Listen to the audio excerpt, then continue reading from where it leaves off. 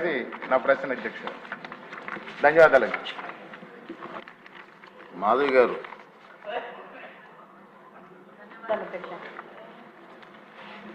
ధన్యవాదాలు అధ్యక్ష.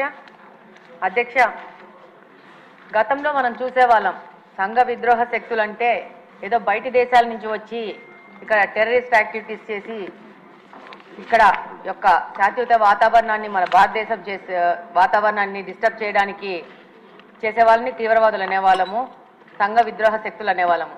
కానీ 2019వ సంవత్సరం నుంచి దీని అర్థం మారిపోయింది. గత పాలకులు గాంజా అనే మత్తు పదార్థాన్ని రాష్ట్రం మొత్తం తీసుకొచ్చి ప్రజల మీద దాడులు అనేది పెరిగిపోయాయి. ఈ గాంజా సేవించిన వాళ్ళు సామాన్య ప్రజల మీద దాడులు చేయడము, వాళ్ళని ఇబ్బందులు గురి చేయడం జరుగుతూ ఉంది. అధ్యక్ష, ఒకప్పుడు గాంజా అనేది పెద్ద పెద్ద నగరాలకి, పెద్ద పెద్ద సిటీస్కి మాత్రమే పరిమితమయ్యేది. ఆ సిటీస్లోనే పబ్బులలో, రెస్టారెంట్లో అవైలబుల్ ఉంది. ఇప్పుడు గాంజా అనేది చిన్న మండల స్థాయికి, గ్రామ స్థాయికి చేరుకోవడం జరిగింది. ఇప్పుడు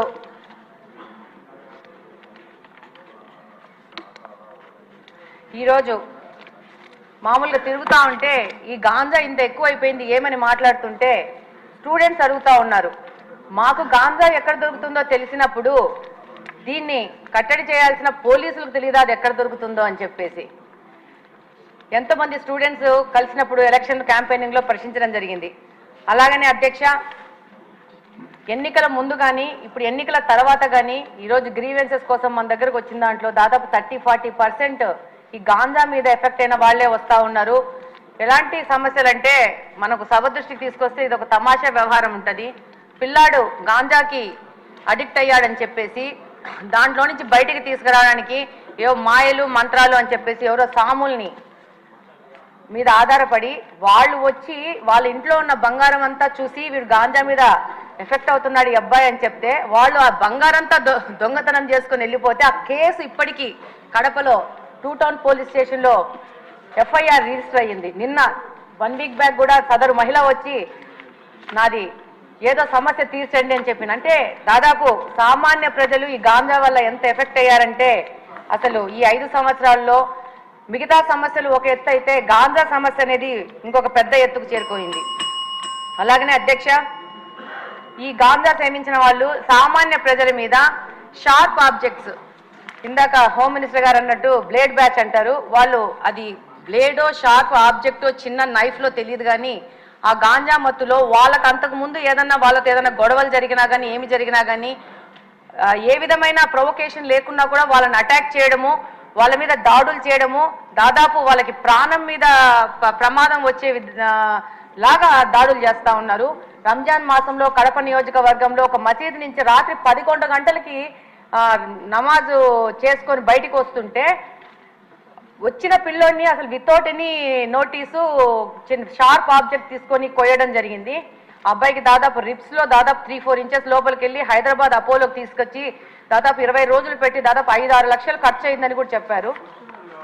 చెప్తున్నాను. అయితే దాని మీద పోలీసు వాళ్ళకి దగ్గరికి వెళ్తే చాలా నామినల్ దొమ్మి కేసు, చిన్న 2 మనుషులు కొట్టుకుంటే జరిగిన గొడవలాగా కేసు రిజిస్టర్ చేశారు. అది గత ప్రభుత్వం వైసీపీ ప్రభుత్వ హయాంలో జరిగింది. ఇలాంటి కేసెస్ చాలా ఉన్నాయి పోలీస్ డిపార్ట్మెంట్ దగ్గర.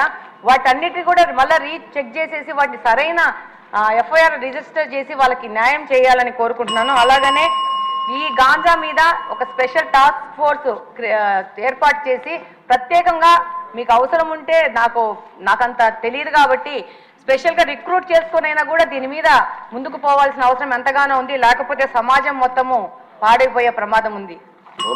ధన్యవాదాలు అధ్యక్ష. ధన్యవాదాలు అధ్యక్ష. అసాంఘిక శక్తుల గురించి అదేవిధంగా ఈ బ్లేడ్ బ్యాచ్ నియంత్రణ గురించి ఒకసారి మాట్లాడాలనుకుంటే లాస్ట్ 5 ఇయర్స్లో నేను చాలా సందర్భాల్లో చెప్పాను అధ్యక్ష, పోలీసు వ్యవస్థని, పోలీస్ నిఘా వ్యవస్థని కూడా కంప్లీట్గా నిర్వీర్యం చేసే పరిస్థితి వచ్చింది అధ్యక్ష. ఎందుకు ఈ మాట చెప్తున్నానంటే లాస్ట్ 5 ఇయర్స్లోని కూడా అప్పుడు ముఖ్యమంత్రి జగన్మోహన్ రెడ్డి రోడ్డు మీదకి వస్తే పరదాలు కట్టడానికో, బారికేడ్లు వేయడానికో, లేకపోతే హౌస్ అరెస్టులు చేయడానికో వీటి మీద పెట్టిన దృష్టి అసాంఘిక శక్తుల్ని పట్టుకుందామని కానీ, నేరస్తులను పట్టుకుందామని కానీ వాటిని పట్టుకునేడానికి ఉన్న సిస్టమ్ని కనీసం వాళ్ళు తిరిగి పునరుద్ధరించుకోవాలనే తపన కూడా లేకుండా మొత్తాన్ని నిర్వీర్యం చేసిన పరిస్థితి వచ్చింది అధ్యక్ష. దాని పర్యవేక్షణలో భాగంగానే ఈ 5 సంవత్సరాల్లోని కూడా ఇంచుమించుగా మనం ఒకసారి కంపేర్ చేసుకుంటే బిఫోర్ 2014 మనకి టోటల్ కేసెస్ ఈ బ్లేడ్ బ్యాచ్కి సంబంధించి ఈస్ట్ గోదావరిలోనే ఒక ఈస్ట్ గోదావరిలో చూసుకుంటే 133 ఉంటే 2014-19 అదేవిధంగా కంపారిజన్ 2014-19కి ఒక 400 ఉన్నాయి అధ్యక్ష. 2019-24లో ఒకసారి మనం చూసుకుంటే అధ్యక్ష దగ్గర కేసెస్ అవన్నీ కూడా దగ్గర డబుల్ అయిన పరిస్థితి అధ్యక్ష. వీళ్ళ మీద ఎన్ని పీడీ యాక్ట్లు పెట్టినా ఒక ఈస్ట్ గోదావరిలోనే ఇంచుమించుగా 500 వరకు కేసెస్ నమోదు బ్లేడ్ బ్యాచ్ని ఐడెంటిఫికేషన్ చేయడం అధ్యక్ష. వీళ్ళే కాకుండా మనకి రాజమండ్రి అదేవిధంగా ఎన్టీఆర్ డిస్ట్రిక్ట్లోనే ఎక్కువ ఈ బ్లేడ్ బ్యాచ్ అనేది ఎక్కువగా ఐడెంటిఫికేషన్ అయి ఉంటుంది. వాళ్ళు ఇంచుమించుగా దగ్గర రెండు కలిపి ఈ మొన్న 2019-24లో దగ్గర 825 మందిని ఐడెంటిఫికేషన్ చేయడం జరిగింది అధ్యక్ష. ఐడెంటిఫై చేయడం ఒక ఎత్తు అయితే వీళ్ళు నియంత్రించే సిస్టమ్ అయితే పోలీస్ డిపార్ట్మెంట్లో లాస్ట్ 5 సంవత్సరాలు లేదు అధ్యక్ష. ఎందుకు ఈ మాట చెప్తున్నానంటే దగ్గర 15,000 సీసీ కెమెరాలు 2014-19 వరకు టీడీపీ హయాంలో పెడితే ఒక్క సీసీ కెమెరాని పెట్టకపోవడం సరికదా ఉన్న సీసీ కెమెరాలను కూడా పునరుద్ధరించుకోకపోవడం అనేది నిజంగా ఒక సిగ్గుచేడు అధ్యక్ష. ఎందుకంటే ఎక్కడికి అంటే మీలాంటి వాళ్ళు పెట్టేటప్పుడు సీసీ కెమెరాలు బాగా పనిచేస్తాయి సార్. అప్పుడు తీసేసి వీడియో తీశారు కదా సార్ మిమ్మల్ని చూపించడానికి, డైరెక్ట్ వీడియోలో చూపించుకున్నారు. విషయం ఏంటంటే సీసీ కెమెరాలు తీసేయడం సీసీ కెమెరాలు పునరుద్ధరించుకోకపోవడం ఒక ఎత్తు అయితే కనీసం మనం ఒక క్రిమినల్ని పట్టుకున్న తర్వాత అతని క్రిమినల్ బ్యాక్గ్రౌండ్ మనం చెక్ చేయడానికి automated finger print identification system అని చెప్పి అది కూడా చంద్రబాబు నాయుడు గారి హయాంలో మనం పెట్టడం జరిగింది. దాన్ని కూడా డబ్బులు కట్టగా దాన్ని కూడా కంప్లీట్గా నిర్వీర్యం చేసిన పరిస్థితి అధ్యక్ష. అవే కాకుండా మనకి ఇంతకు ముందు ఏదైనా ఈ బ్లేడ్ బ్యాచ్ కానీ ఎవరైనా అసాంఘిక శక్తులు ఎక్కడైనా ఊర్లను వెళితే ఆ హౌసెస్ దగ్గర కూడా మానిటరింగ్ చేసేవాళ్ళం అధ్యక్ష.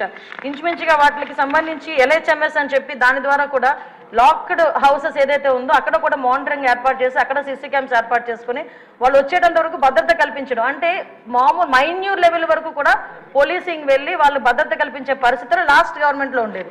ఈ గవర్నమెంట్ ఎప్పుడైతే నిర్వీర్యం చేసిందో పోలీసు వ్యవస్థని మీరు అన్నట్టుగా మొత్తం అరాచక శక్తులు అసాంఘిక శక్తులు అరాచక శక్తులు అంటే ఇందాక మేడం గౌరవ ఎమ్మెల్యే గారు చెప్పినట్టు ఎవరో బ్లేడ్ బ్యాచ్ అనో ఇంతకుముందు ఎక్కడి నుంచో వచ్చారు, పై దేశాల నుంచి వచ్చారు, పై రాష్ట్రాల నుంచి వచ్చారు, బీహార్ బ్యాచ్ అక్కడ బ్యాచ్ ఇక్కడ బ్యాచ్ అనుకునే వాళ్ళు. ఇప్పుడు అలా కాదు, అది ఆ బ్యాచ్ ఈ బ్యాచ్ కాదు, వైసీపీ బ్యాచ్ అన్నట్టుగా అసాంఘిక శక్తులు ఎక్కువగా అయిపోయి ఈరోజు కనీసం రాముల్లో గుడికి భద్రత లేదు, బడికి భద్రత లేకుండా అయిపోయింది అధ్యక్ష. లాస్ట్ 5 సంవత్సరాలు కూడా బడిలోనున్న అక్కడికి వెళ్ళి అసాంఘిక కార్యకలాపాలు ఈవెన్ ఒక రోజు స్కూల్ లాక్ చేసి ఉంటే అక్కడికి వెళ్తే సోమవారం మార్నింగ్ అక్కడికి స్కూల్ ఓపెన్ చేస్తే బీరు బాటిళ్ళు అక్కడ కైనీ ప్యాకెట్లు అవి కనిపించే పరిస్థితి. అలా అదేవిధంగా గుడిలోకి వెళ్తే గుడి విగ్రహాలను ఎత్తుకుపోయే పరిస్థితి లాస్ట్ 5 సంవత్సరాలు చూసాం అధ్యక్ష. ఒకటి అధ్యక్ష ఈరోజు ఈ గంజాయి గురించి చెప్పారు అధ్యక్ష. ఈ గంజా లాస్ట్ 5 yearsలో కూడా కంప్లీట్గా వదిలేశారు అధ్యక్ష. ఎంత దారుణంగా వదిలేశారంటే అంటే ఈ ఇష్యూ ఇక్కడ కూడా ప్రస్తావించాలి కాబట్టి చెప్తున్నా. ఎక్సైజ్ డిపార్ట్మెంట్కి ఇంతకుముందు ఒక పవర్ ఉండేది అధ్యక్ష. గాంజాని డిస్ట్రాయ్ చేయడానికి కానీ గాంజా మొక్కల్ని ధ్వంసం చేయడానికి కాల్చడానికి వాళ్ళకి ఒక సిస్టమ్ ఉండేది అధ్యక్ష. దీన్ని ఎప్పుడైతే సెబ్కి ఇచ్చారో ఈ ఎక్సైజ్ డిపార్ట్మెంట్కి వాళ్ళకి కూడా అటువంటి పరిస్థితి ఏమీ లేదు. ఈ సెబ్ కూడా ఓవరాల్గా ఒక గంజా మీదే కాకుండా ఓవరాల్ మనకి మైన్స్ మీద శాండ్ మీద లిక్కర్ మీద వీళ్ళు ప్రత్యేకమైన దృష్టి పెట్టడం గంజాయిని పక్కన పెట్టడం జరిగింది అధ్యక్ష. దాని పర్యవేక్షణలో భాగంగా గంజాయి అన్నది ఎవరో ఎక్కడో ఈ యూనివర్సిటీ పిల్లలు పెద్ద పెద్ద పిల్లలు తాలూకా పిల్లలు చేస్తారనుకున్నది కాస్త స్కూల్ లెవెల్లో ఈరోజు స్కూల్ బ్యాగ్లో కూడా వెళ్ళిపోయింది అధ్యక్ష గంజా ప్యాకెట్. సో మేము ఇప్పుడు ఈ గంజా మత్తులోనే ఈ బ్లేడ్ బ్యాచ్ కూడా విచక్షణ కోల్పోయి అడ్డొచ్చిన వాళ్ళందరినీ కూడా ఇష్టానుసారంగా ఆ బ్లేడ్తోని చేయటం హర్ట్ చేయటం. అందులో భాగంగా ఇందాక గౌరవ సభ్యులు చెప్పినట్టుగా మన ఎలక్షన్ క్యాన్వాసింగ్లో భాగంగా పవన్ కళ్యాణ్ గారు వెళ్ళేటప్పుడు పవన్ కళ్యాణ్ గారి మీద కూడా దాడి చేయటం బ్లేడ్ బ్యాచ్ అంటే వాళ్ళకు ఒక విచక్షణ కోల్పోయి ఇలాంటి వాళ్ళని హైయర్ చేసుకుంటారు అధ్యక్ష. కొన్ని రాజకీయ పార్టీలు అసాంఘిక శక్తుల్ని ఇలాంటి వాళ్ళని హైయర్ చేసుకుని గుంపుల్లో పంపించి కూడా ఇలాంటి పనులు కూడా చేస్తున్నారు అధ్యక్ష. వీళ్ళకి గంజాయి దొరకకపోతే వైట్నర్ స్మెల్ గట్టిగా తీసి దాంతో కూడా వాళ్ళు మత్తు తెచ్చుకొని వాళ్ళు ఇలాంటి అసాంఘిక కార్యకలాపాలు అంటే అసాంఘిక కార్యకలాపాలు ఈజీ మనీ గురించి పిల్లలు పాడైపోతున్నారు, పిల్లలు దానికి అడిక్ట్ అయిపోతున్నారు అన్న విషయం అయితే మా దృష్టికి వచ్చింది అధ్యక్ష. దీని మీద నార్కోటిక్ టాస్క్ ఫోర్స్ మొన్ననే క్యాబినెట్ సబ్ కమిటీ కూడా ఏర్పాటు చేయడం జరిగింది. గాంజా గురించి ఎడ్యుకేషన్ డిపార్ట్మెంట్ మన అదేవిధంగా home department tribal welfare department excise department, health డిపార్ట్మెంట్తో కలిపి ఒక సబ్ కమిటీ కూడా ఏర్పాటు చేయడం జరిగింది. నార్కోటిక్ టాస్క్ ఫోర్స్ కూడా ఒక అతి తొందరలో క్యాబినెట్ కూడా ఆమోదం పొందిన తర్వాత narcotic task force with special ఆఫీసర్స్తో పాటు ఏర్పాటు చేయడం జరుగుతుంది. వీటితో పాటు ఒక టోల్ ఫ్రీ నెంబర్ కూడా ఇస్తున్నాం. గాంజాకి ఎస్పెషల్లీ గాంజా పర్పస్లో ఒక టోల్ ఫ్రీ నెంబర్ కూడా ఏర్పాటు చేయడం జరుగుతుంది. సో ఇవన్నీ ఒక ఎత్తైతే అధ్యక్ష, ఈరోజు నేను మళ్ళీ చెప్తున్నాను అధ్యక్ష, ఈ సీసీ క్యామ్స్ని పునరుద్ధరించుకొని ఏదైతే టెక్నాలజీని యూజ్ చేసుకొని రాబోయే కాలంలో ఎట్టి పరిస్థితుల్లోని అసాంఘిక కార్యక్రమాలు చేయడానికి ఆలోచన కూడా రాకుండా చేయడానికి ఒక ఉక్కుపాదం మోపడానికి పోలీసు వ్యవస్థ, హోంశాఖ కూడా సిద్ధంగా ఉందని, దానికి గౌరవ చంద్రబాబు నాయుడు గారు కానీ పవన్ కళ్యాణ్ గారు కానీ అందరూ కూడా మాకు సహకరిస్తున్నారని చెప్తూ సెలవు తీసుకుంటున్నాను అధ్యక్ష. క్వశ్చన్ నెంబర్ 27 ఎడ్యుకేషన్ మినిస్టర్ గారు.